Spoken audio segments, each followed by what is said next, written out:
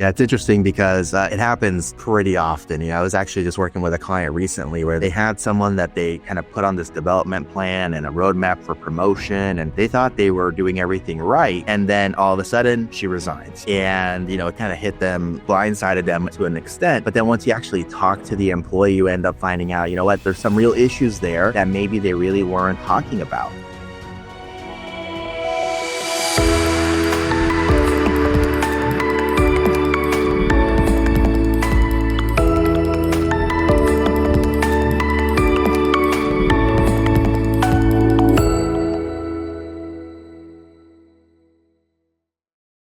So, what are some of the steps leaders can take tomorrow to create a foundation of a culture where, when you talk with the employees, they're talking about things, they're getting their needs met? So, what is that first step?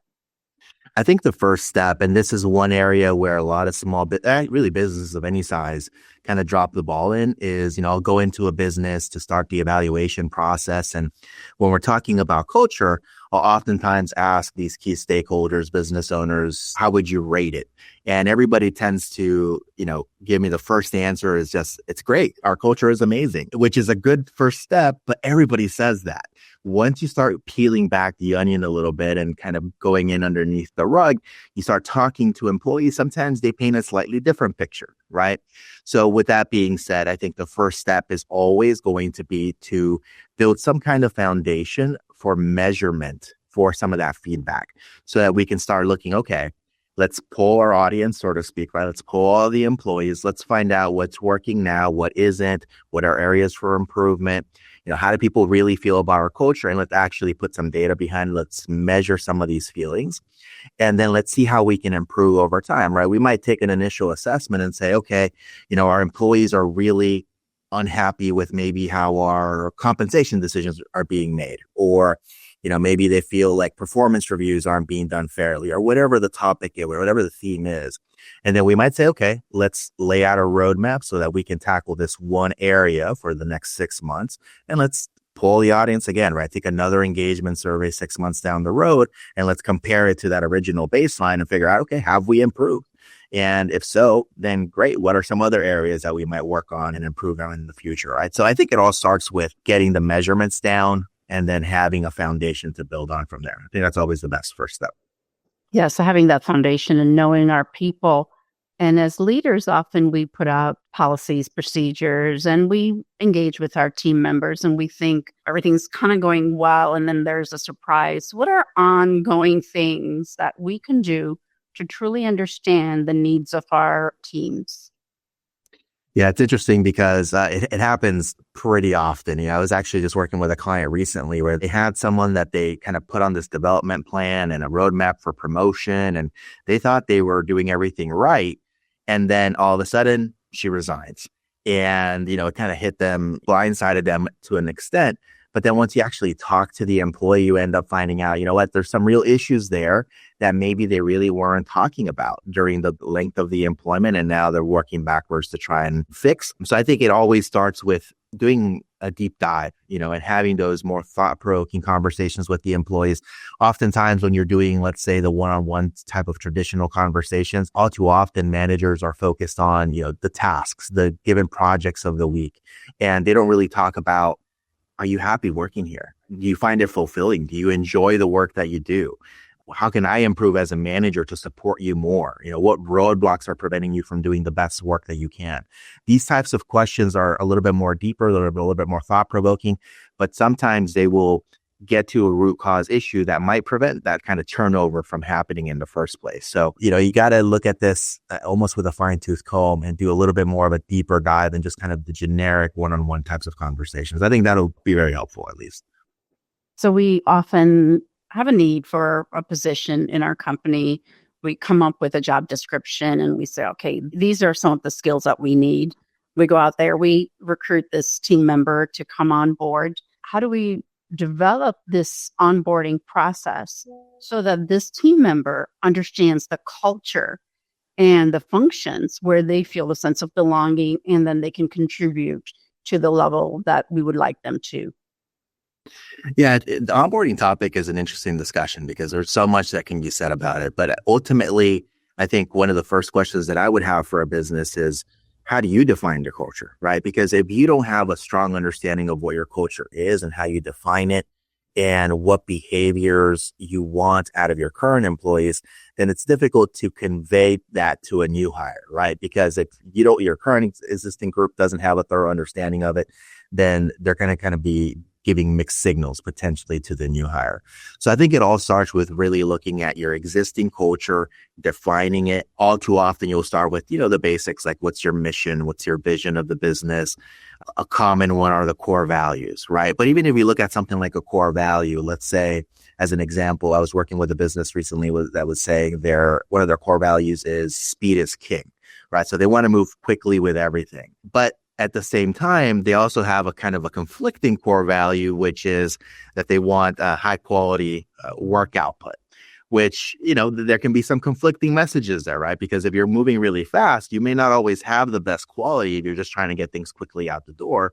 But they never really took the time to explore what the underlying behaviors are that drive those core values. And I think once you start exploring, okay, well, which is it? And sometimes it may vary from one department to the other, but actually taking the time to explore, okay, if we're going to say speed is king as a core value, in which circumstances does this apply? And what does it mean? Is 4 hours a suitable response time? Is it 8 hours? Is it 24 hours, right? Depending on what the task is.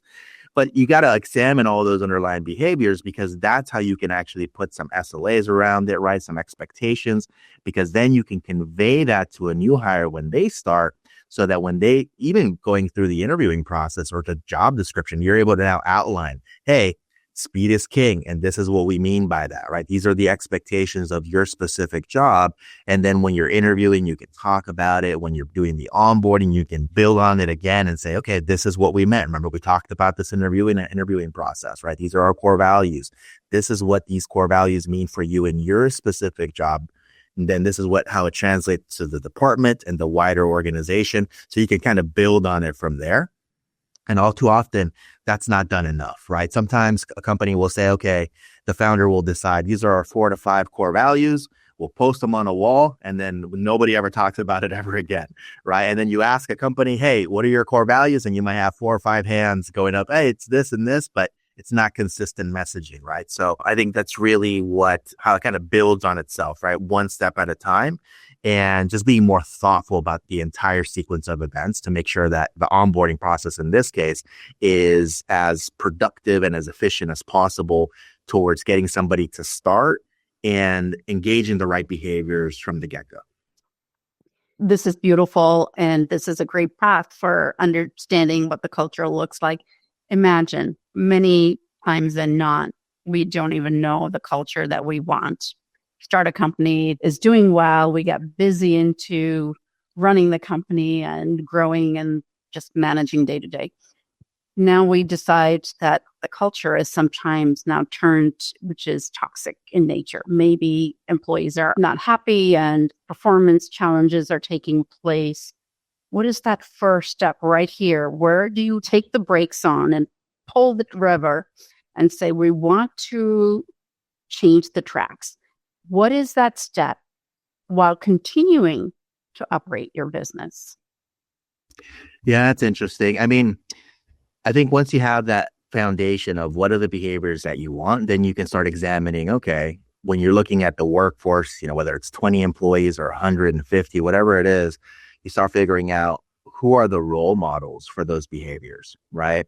And how does everybody else measure up against whatever these new standards are? Whenever you identify that you do have employees that maybe have become toxic over the years, then it depends on the circumstances, but you have all sorts of different options, right? You can engage in just honest dialogue with the employees sometimes and just say, hey, listen, I know we haven't been the most clear and the most passionate about our core values, but this is our direction moving forward. This is what they are. These are the behaviors, et cetera. You can outline the whole thing. This is how we want you to behave. And we've noticed your behaviors over the last couple of years, the last couple of months, whatever, just aren't quite in alignment with that. But we want to give you an opportunity to improve, right? Because we value you, and you can kind of have that whole discussion. And giving the person an opportunity to change their behaviors, right? To now match what the business wants. I've done a lot of those conversations, and sometimes people will align with whatever the expectations are, right? Because they value their jobs and they want to be successful there. And other times people are going to be resistant, so much so that you may have to make a hard decision and let that person go, right? And you can find all sorts of ways of being supportive for that individual, especially somebody that's been with you for a long time, to give them a soft landing wherever it is that they're going, giving them time to transition, maybe a severance package, whatever it is. But as a business, if you identify this person has become toxic, let's say, and is detrimental to the overall team, then you want to do what's best for the overall business, right? And if sometimes that means you have to make a hard decision and let somebody go, then for the good of the group, then maybe that's the right decision to make.